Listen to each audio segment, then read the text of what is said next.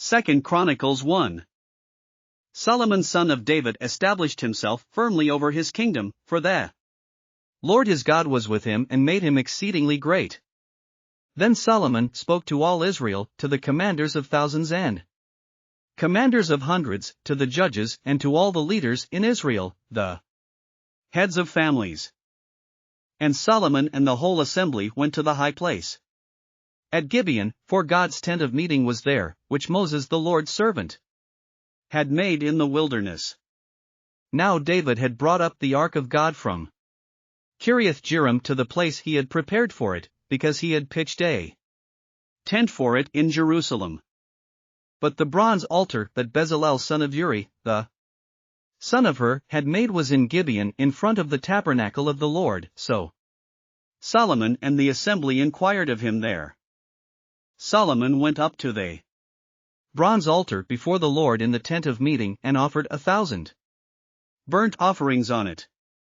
That night God appeared to Solomon and said to him, "Ask for whatever you want me to give you." Solomon answered God, "You have shown great kindness to David my father and have made me king in his place.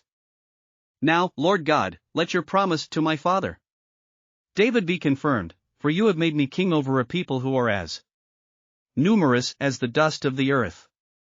Give me wisdom and knowledge, that I may lead this people, for who is able to govern this great people of yours?"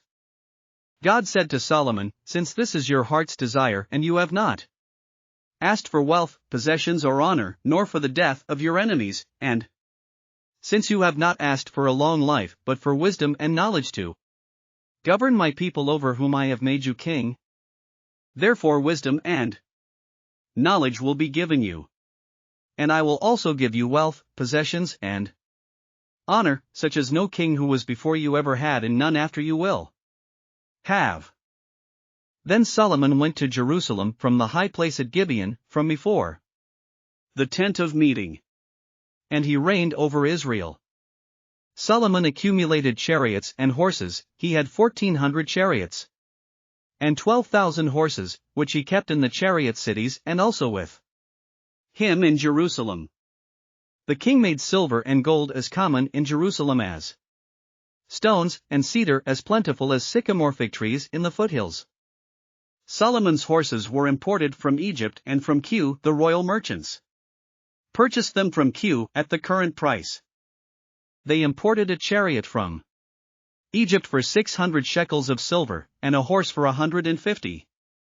They also exported them to all the kings of the Hittites and of the Arameans.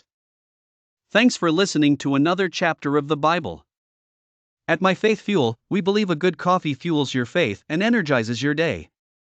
Please visit myfaithfuel.com to explore our delicious coffee blends.